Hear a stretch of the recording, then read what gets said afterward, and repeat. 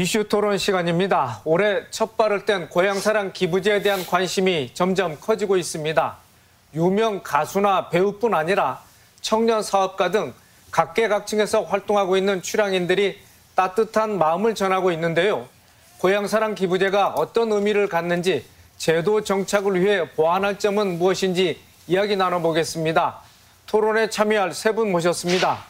방상윤 전라북도 자치행정과장, 양성빈 지역연구소장, 홍석빈 우석대학교 교양학부 교수입니다. 안녕하십니까? 안녕하세요. 네, 고향사랑 기부제가 올해 처음 도입됐습니다. 개인이 거주지가 아닌 다른 지자체에 기부를 하게 되면 세액 공제와 함께 답례품을 지급받을 수 있는 그런 제도인데요. 제도 그 내용과 취지에 대해서 우리 방 과장님 좀 설명을 해 주시죠.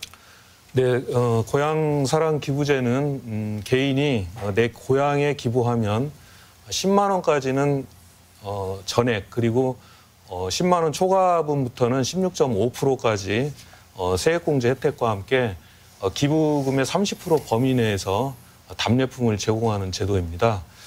지난 2021년도에 고향사랑 기부금에 관한 법률이 제정되었고, 이 법은 그래서 고향에 대한 건전한 기부 문화를 조성하고 또 부족한 지방 재정을 확충함으로써 지역경제를 활성화시키고 궁극적으로는 국가 균형 발전에 이바지함을 목적으로 작년 시행 준비를 거쳐서 올해 1월 1일부터 시행된 제도입니다. 좀 더 구체적으로 말씀드리면 개인이 500만 원 한도 내에서 기부가 가능합니다. 그리고 법인은 또 기부를 할 수 없습니다. 또 하나 특징적인 게 내가 사는 주소지에는 기부할 수가 없도록 되어 있습니다. 가령 예를 들면 전주 시민이라면 전라북도 도청과 또 전주시청에는 기부할 수가 없고요. 바꿔 말하면 이 주소지를 제외한 나머지 전국 다른 지자체에는 얼마든지 기부가 가능하도록 되어 있는 제도입니다. 네. 네. 양성빈 소장님. 네. 뭐 지금과 같은 형태의 고향사랑 기부제를 전국 최초로 제안했다고 그렇게 들었습니다. 네네. 어떻게 제안하게 되셨습니까? 지금 뭐 전라북도 그 시군들, 특히 먼저 제가 살고 있는 고향 같은 경우도 1970년대 같은 경우는 거의 한 8만 명에 육박하는 그런 인구가 있었는데 지금은 이제 2만 명을 조금 상회하는 이제 그 정도 선이거든요. 그래서 이 지방 소멸되어가는 이제 정치를 시작하면서 지방 소멸되어가는 우리 지역을 어떻게 살려낼 거에 대한 이제 고민을 하다가 그 고향세라는 걸 접하게 되죠. 일본이 2008년부터 시행했던 그런 제도인데 뭐 이게 제가 처음으로 뭐 없는 제도를 새롭게 뭐 만들어낸 건 아니고요. 2007년에 그 문국현 창조한국당 후보가 대선 공약으로 이렇게 채택을 했었고 18대에도 얘기가 나왔었지만 사실은 기존의 제도들을 그냥 그대로 이렇게 가지고 오다 보니 그때는 이제 흥행이 안 됐다고 얘기를 해야 될까요? 그러면서 이제 제가 이 관심을 가지고 공부를 하다가 우리나라 실정에 맞는 그런 좀 제도를 좀 제안을 해보자라고 하면서 이제 설문조사도 하고 하다 보니까 고향세가 또 다른 세금 같은 그런 어감을 가지고 있다. 이제 설문조사를 응해 주신 분들이. 그래서 고향세라는 이름을 좀 버리고 이거에 걸맞는 이름을 좀 붙여보자라고 해서 제안을 했던 게 이제 고향 기부제가 된 거고 이제 그게 최초가 됐던 거였죠. 그래서 뭐 엄밀히 말하면 최초라고 얘기하긴 못하지만 이 제도가 시행되는데 분명히 역할은 했다. 그렇게 말씀드리고 싶습니다. 네. 예, 알겠습니다. 홍석빈 교수님, 고향사랑 기부제 뭐 좀 감성에 좀 호소하는 것 같기도 하고요. 네. 또 고향하면 또 지방을 또 연상시키지 않겠습니까? 네. 그렇다면 고향사랑 기부제가 도입된 그 배경 어떻게 말씀하실 수 있겠습니까? 네, 양 소장님 좀 전에 잠깐 설명해 주셨지만 시작은 그렇게 됐고 우리나라 같은 경우에는 2007년도에 처음 얘기가 나왔지만 실제 본격화된 거는 그 이후에 국회를 거치면서 2021년도 재작년에 10월에 이제 국회 본회의를 통과하면서 법제화가 됐습니다. 예. 법제화된 이후에 이제 시행은 올해인 2023년 1월 1일부터 지금 시행이 되고 있고요. 도입 배경은 한마디로 지역 소멸 위기에 대해서 어떻게 지방이 이 문제를 돌파할 것이냐라는 강구책을 고민하다가 도입됐다고 보겠습니다. 실제 우리나라 243개 전국 지방자치단체 중에서 많은 수의 특히나 우리 전라북도 같은 경우에는 14개 시군 중에 전주를 제외한 나머지 13개 시군이 지역 소멸 위기 더 자치단체로 분류가 되어 있는데요. 이런 자치단체들의 재정난을 타개하고 새로운 경제도약의 계기를 삼고자 이러한 제도가 도입됐다고 말씀드릴 수 있겠습니다. 네. 네, 양성빈 소장님, 과거 도의원도 역임하셨고, 고향사랑 기부제 도입을 위해서 많은 이제 역할과 또 공을 가지신 걸로 이렇게 들었습니다만은 그만큼 절실하게 생각했던 이유는 어디에 있었습니까? 실제로 우리나라 그 국세 대 지방세 비율을 보면 국가가 거의 80%를 점하고 있습니다. 그래서 2할 자치라고 우리가 보통 표현을 하거든요. 네. 근데 실제로 지역에서 할 수 있는, 그리고 제 고향에서 보니 의료 시스템이 부족하고 교육 환경이 좋지 않고 그다음에 교통이라든지 다양한 지방 소멸될 수밖에 없겠구나. 그럼 이 이유는 뭐냐? 진정한 지방자치가 될 수 있고 지역이 살아날 수 있는 이유는 뭐냐? 이제 그런 걸 고민하다가 사실은 고향세가 그러면 국세를 차감해주고 그게 지방으로 올 수 있는 그런 구조를 만들어내고 그다음에 또 지역의 농특산물이 유통 구조가 워낙 복잡하다 보니까 실제로 지난 작년에 김장철에 이런 일이 있었습니다. 농가들은 너무 싸니까 인건비도 건질 수가 없기 때문에 그 밭에서 폐기하는 경우가 있었는데 실제로 소비자들은 한 포기에 몇천 원씩 주고 사야 되는 거죠. 자, 그런 과정들을 봤을 때 직거래 효과도 만들어낼 수 있겠구나. 그래서 고향사랑 기부제가 시행이 된다면 답례품이 들어가는 게 저한테는 굉장히 중요한 부분이었죠. 물론 기부금으로 다른 좋은 복지에 사용을 하고 의료 시스템을 바꿔내고 여러 가지 좋은 점들이 있지만 답례품을 줌으로 인해서 지역의 농특산물이 직거래되는 효과를 만들어내는 거, 그게 저한테는 굉장히 큰 의미가 있었던 그런 제도였습니다. 네, 방 과장님, 고향사랑 기부제 인구 소멸, 지역 소멸과 위기를 겪고 있는 전북의 상황에서는 더 피부에 와 닿는데요. 우리 이제 양 소장께서 말씀하셨다시피 답례품을 직거래할 수 있어서 이런 필요성도 있다. 그밖에 어떤 고향사랑 기부제가 필요하다고, 어떤 이유에서 필요하다고 보십니까? 네, 전라북도는 아시다시피 흔히 농도라고 하죠. 그래서 전주, 군산, 익산, 완주를 제외한 저 10개 시군이 현재 인구 감소 지역으로 지정돼 있습니다. 여러 가지 각종 이제 GRDP라든가 경제 지표를 보더라도 굉장히 좀 아쉬운 대목이 있고요. 인구 측면에서도 2002년도에 저희가 200만 인구가 무너지고 20년이 지난 현재는 또 180만이 무너져 있습니다. 그래서 여러 가지 이런 지표들이 우리 전북의 현주소를 말해주고 있는데요. 고향사랑 기부제는 이런 측면에서 부족한 지방재정을 확충하고 또 지역경제 활성화라는 점 외에 최종적으로는 관계 인구 형성을 통해서 이를 통해서 지역 소멸, 지방 소멸에 대응할 수 있다. 이런 그 목표를 두고 있다고 봅니다. 여기서 이제 관계 인구라는 것은 잘 아시다시피 그 지역에 살지 않더라도 그 지역의 다양한 사업에 참여하면서 또 그 지역을 응원하는 새로운 인구 개념인데요. 고향사랑 기부를 통해서 아까 우리 양성빈 소장님께서 말씀하신 것처럼 이 답례품 제도라는 이런 제도 속의 하나의 그 답례품을 통해서 기부를 함으로써 지역에서 생산되는 여러 가지 가공품이라든가 지역 특산품을 답례품으로 제공받으면서 그 지역의 지역 특산품을 소비하고 또 주말에 거주하다 또 최종적으로는 이주 형태로 이제 발전할 수 있는 그런 모델이 될 수 있는데요. 그런 측면에서 이런 고향사랑 기부를 통해서 어떤 지역에 대한 관심이 커지고 또 그 폭넓은 관계 인구 형성을 통해서 향후에 이주 인구가 증가하게 된다면 우리 도내의 이런 인구 감소 지역의 새로운 어떤 활력의 또 부활의 새로운 기회가 되지 않을까 그런 생각을 해봅니다. 네, 고향사랑 기부제가 지역 소멸 위기에 대응할 수 있는 그런 필요성, 당위성에 대해서 방 과장께서 말씀을 해주셨는데, 그러면 홍 교수님, 고향사랑 기부제 이 밖에 어떤 기대 효과가 있다고 보십니까? 우리 전라북도 입장에서 보자고 하면 과거 250만 명이 넘던 인구가 재작년에는 180만 선이 깨졌고 지난해 말 기준으로는 176만 9천여 명 선입니다. 그만큼 인구가 많이 유출이 됐다는 것이고요. 저출생으로 인한 자연 감소는 둘째 치더라도 수도권 집중화로 인한 사회 전출이 많습니다. 대한민국 영토의 12%를 차지하고 있는 수도권이 전체 인구의 52%를 흡수하고 있습니다. 그 정도로 집중화가 심화되고 있는데요.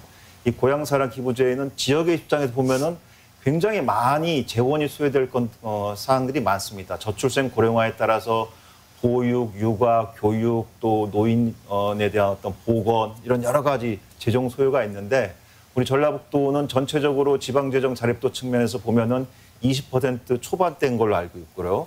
지금 이제 우리 양성비 소장 계셨던 그 장수군 같은 경우에는 7% 정도 된다고 들었습니다.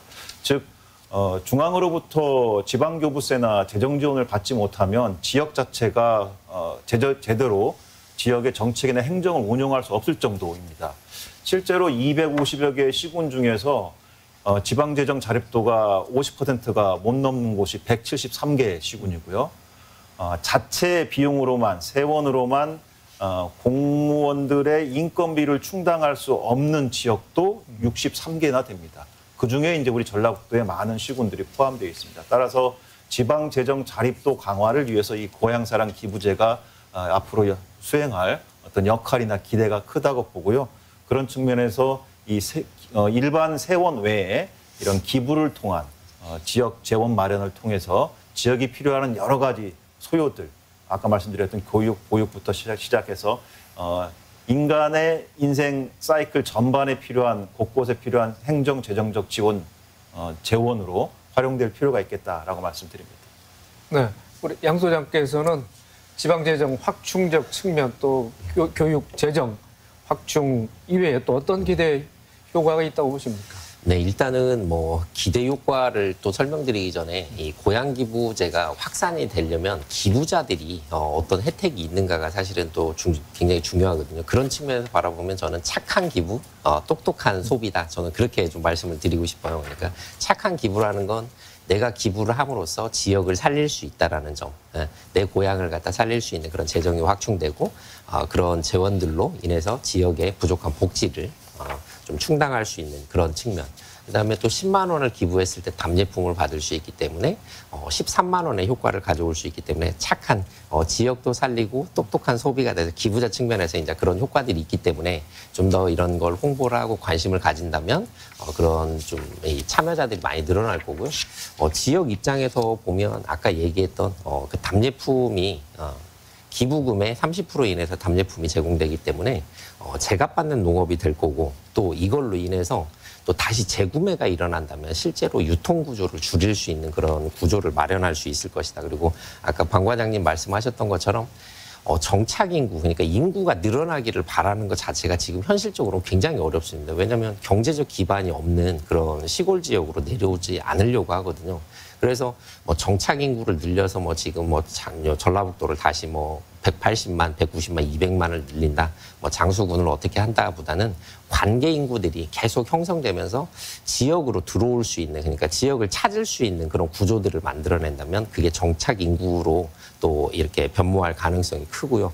그게 사실은 우리가 가장 필요로 하는 지역 균형 발전이고 그다음에 또 우리가 추구하는 그런 방향이 아닐까. 그리고 그게 기대 효과다. 그렇게 생각을 합니다. 네, 방 과장님. 네. 전북 재경 향후에서도 고향사랑 기부제가 뭐 화제가 됐었고 시행 2주 만에 6천만 원이 넘는 기부금을 모은 것도 있다고 합니다. 현재 뭐 기부 현황을 뭐 공개할 수 있나요?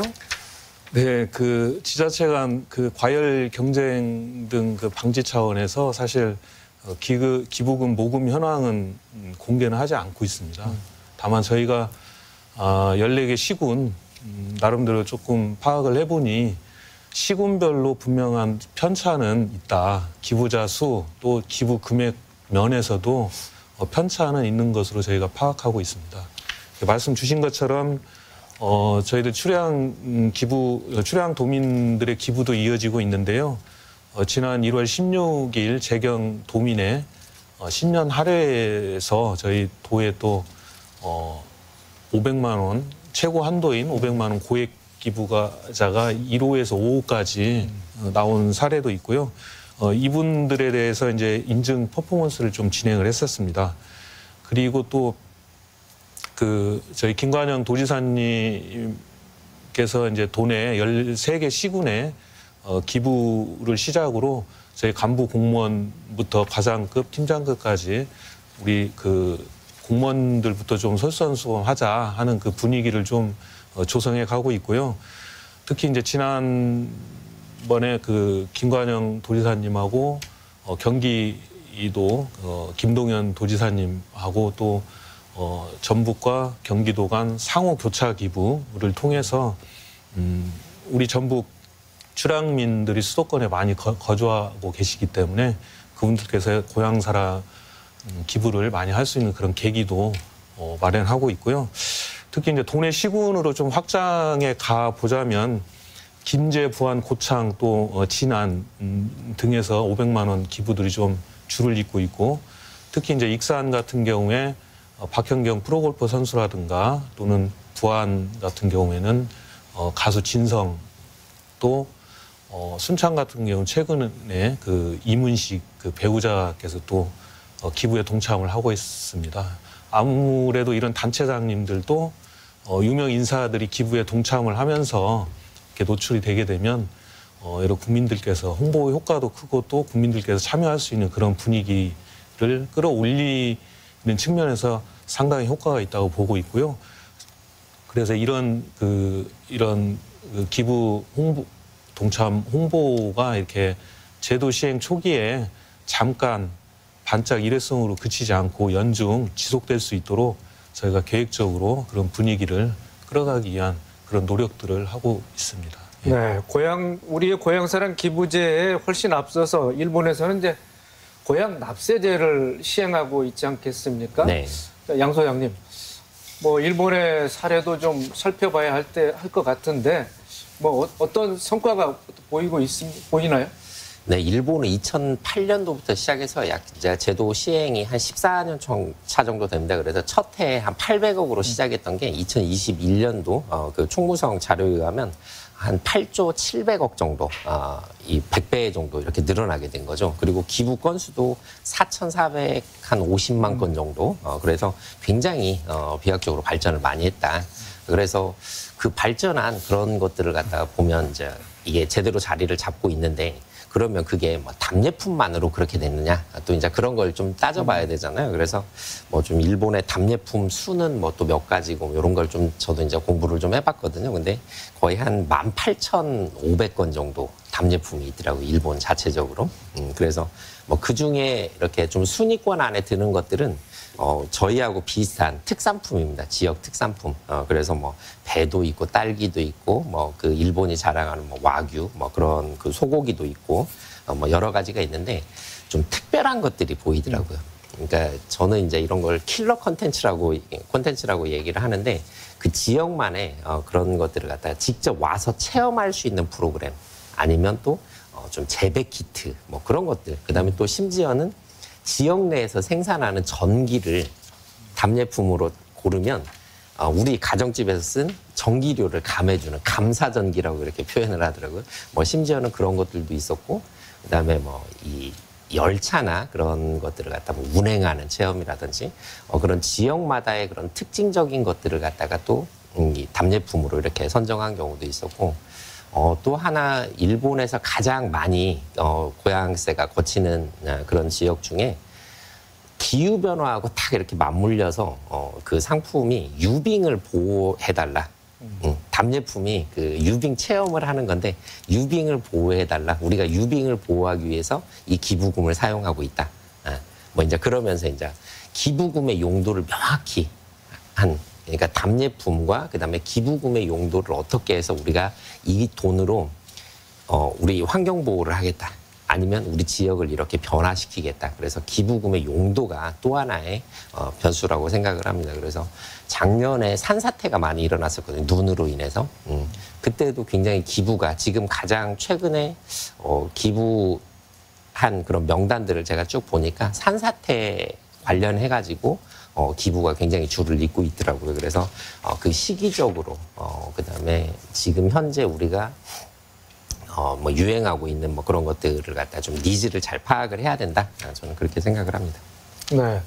그런데 일본의 자치단체 중에 뭐 몬베츠 시에서는 시 전체 예산의 절반가량이 이런 기부금으로 납세액이죠. 그걸 네. 일부 채워지고 있다고 그러는데 네. 홍 교수님 어떻게 이게 뭐 어떻게 가능한 겁니까? 네, 일본에는 이런 사례가 의외로 생각보다 많습니다. 여기 말씀하셨던 몬베츠만이 아니고 또 뭐 가미가시 호로라는 지역도 있고요. 일본이 크게 네 덩어리의 섬으로 구성된 나라인데 지금 우리가 얘기하고 있는 이 지역들 중에 이런 케이스는 주로 가장 북단에 위치한 홋카이도라는 곳에 소재한 지방 도시들이 많습니다. 아까 뭐 유빙 얘기하셨는데 그런 것도 그런 케이스고요. 중요한 것은 일본의 경우에 이러한 부분들이 2008년도에 고양세가 시행된 이래 한 14년 만에 굉장히 큰 폭으로 확대가 됐다. 일본 전체 인구 중에 7, 8명 중에 1명이 고양세 납세에 참여합니다. 그리고 1년에 1인당 약 18만 원에서 20만 원 정도를 기부를 하고 있습니다. 특히나 더 나아가서 일본은 이걸 기부라는 개념으로 보지 않고 여기에 고향사랑 주주제도를 도입을 해서 기부에서 투자의 개념으로 보기 시작했습니다. 그래서 해당 지역에서 한 주당 약 우리나라 돈으로 1만 원 정도의 주식을 발행을 하고 그거에 대해서 일본인들이 그 지역의 재정 지원을 위한 고향 납세를 하게 되면 매년 그 지방자치단체가 시행하는 행정과 정책에 대해서 주주로서 감사 보고를 받을 권한이 생기고 주주총회를 통해서 자신들의 의견을 새롭게 개진할 기회도 생김에 따라 가지고 행정주체와 정책주체와 그리고 고향 납세를 하는 민간 간의 상호작용, 쌍방향 상호작용이 일어나면서 다양한 아이디어들. 아까 양 소장께서 여러 가지 좋은 그 답례품 얘기를 해줬는데 일본의 경우 그렇게 많은 그 답례품이 단기간에 확 늘어날 수 있었던 원인 중에 하나가 공무원들 중심의 어떤 답례품 개발을 넘어서 민간이 적극적으로 참여해서 집단지성을 활용한 이런 아이디어들을 많이 브레인스토밍을 통해서 얻어냄에 따라 가지고 답례품도 다양화하고 뭐 기발한 답례품들도 생기고 여러 가지 형태의 기부자들 또는 투자자들을 위한 아이디어들을 모으는 그런 성과들이 있었다고 보겠습니다. 우리가 벤치마킹 해야 될 부분이라고 봅니다. 예, 일본의 사례는 그랬고요. 방 과장님, 행안부 홈페이지 고향사람 이음 사이트에는 이제 각 지자체의 답례품 품목들이 좀 열거되어 있는 걸로 이렇게 나와 있습니다. 그렇다면 뭐 전라북도의 답례품들은 어떤 것들이 있는지 좀 소개를 해 주시죠. 21개 품목 정도 답례품을 우선 구성을 했습니다. 그래서 이제 주로 지역에서 생산 가공되는 지역 특산품이라든가 가공식품을 선정을 했고요. 또 체류형 답례품으로 전북 투어 패스 카드라든가 전북 관광 브랜드 상설 공연권 또 이런 것도 같이 선정을 했습니다. 도내 이제 14개 시군으로 조금 확장을 시켜보면 총 한 400여 개 답례품이 구성이 돼 있는데요. 좀 특색 있는 답례품을 소개해 드리자면 그 꾸러미형이 있습니다. 전라북도 친환경 농산물 가공 식품을 가지고 여러 가지 종류로 이제 꾸러미를 만들어서 제공하는 답례품도 좀 구성을 했고요. 또 체험 관광형이라고 해서 아까 말씀드린 전북 투어패스 카드라든가 또 무주군 반딧불이 신비탐사 이용권이라는 거 있습니다. 그리고 부안군 청자박물관이 있는데요. 여기서 도예 체험할 수 있는 그 도예 체험권. 그리고 긴제시의 모악산 캠핑파크가 있는데요. 여기를 이용할 수 있는 이용권까지 해서 체험 관광형도 답례품 구성을 했고요. 또 서비스형으로 무주나 순창 같은 경우에는 그 벌초 대행해주는 그런 벌초 대행 서비스 이것도 답례품으로 구성을 했습니다. 그래서 이런 그 다양한 그 답례품을 좀 구성함으로써 기부자의 선택권도 보장하고 또 기부가 일회성이 아니고 지속 가능한 기부를 담보할 수 있는 이런 답례품들을 앞으로 지속적으로 발굴해 나갈 예정입니다. 네.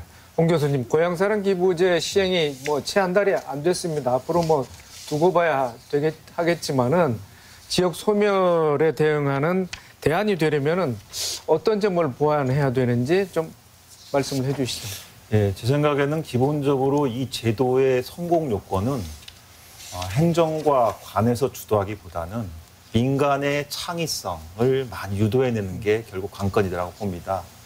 특별히 그래서 일본 같은 경우에는 최초의 시작은 이제 관 주도를 했지만 진행이 되어 오면서 민간의 전문 업체들, 소위 이제 고향사랑 기부제와 관련한 답례품 개발부터 시작을 해서 다양한 정책 아이디어와 행정 제안들을 하는 민간의 포털형 단체들이 많이 생겼고요. 한 20여 개 넘는 전문 포털형 고향세 관련한 기관들이 있습니다. 거기서 그 각 지방자치단체에서 발주하는 이런 다양한 아이디어들을 받아서 실제 사업화시키고 또 역으로 제안하면서 굉장히 활성화가 되면서 답례품의 종류도 많아지고 또 기부자들 참여도 높아지고 이런 효과들을 봤거든요. 따라서 우리도 민간의 참여 활성화가 필요하다. 그래서 기본적으로 이 정책의 성공을 위해서 민간이 주도하되 관은 지원하는, 서포트하는 형태로 즉 회의에 참석은 하나, 회의를 주도하는 거는 시장과 민간이고 그거에 대해서 지원과 관여하는 이런 정책적인 서포트를 하는 것이 행정이 되는 것이 좋은 방향이 되지 않겠냐 이렇게 생각을 해봅니다. 네, 양 소장님. 기부자가 거주하는 자치단체에는 또 기부를 할 수 없습니다. 네. 이런 문도 좀 개선의 여지가 있는 거 아니겠습니까? 네, 이게 법 개정이 좀 필요한 부분이라고 생각을 합니다. 이게 이 법인이, 저는 그러니까 내 주소지에 기부를 하지 못하게 막은 게 법인이 기부를 못하게 하는 그런 과정과 거의 비슷하다고 생각을 하거든요. 이걸 준조세나 그런 형태로 그리고 또 직접적으로 지방자치단체 그 공무원이나 아니면 단체장들과 연결이 돼 있기 때문에 사실은 법인은 못하게 했다.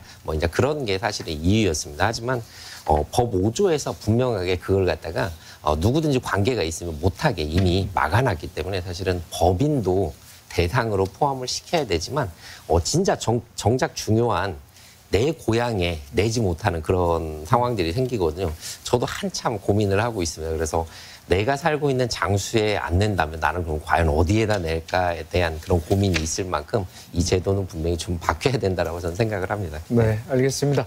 토론을 마칠 시간이 거의 다 된 것 같습니다. 고향사랑 기부제 그 의미와 그 과제에 대해서 짚어봤는데 못다 하신 말씀이나 또 강조하고 싶은 부분 있으면 마무리 말씀 듣고 이 시간 마치도록 하겠습니다. 먼저 방 과장님. 이 제도 속에 답례품이라는 제도와 또 이 기부금을 내가 낸 돈이 어디에 어떻게 쓰이는지 이 사업을 발굴하는 게 아주 중요하다고 봅니다. 그래서 답례품을 통해서 여러 가지 지역에서 소비되는 답례품이 많이 있지만 비단 택배 배송을 통해서 소비하고 끝나는 게 아니고 지역에 와서 소비하면서 다른 지역 경제에 영향을 미치는 그런 선순환 구조를 구축하는 그런 방안들도 여러 가지 좀 고민을 하고 있고요.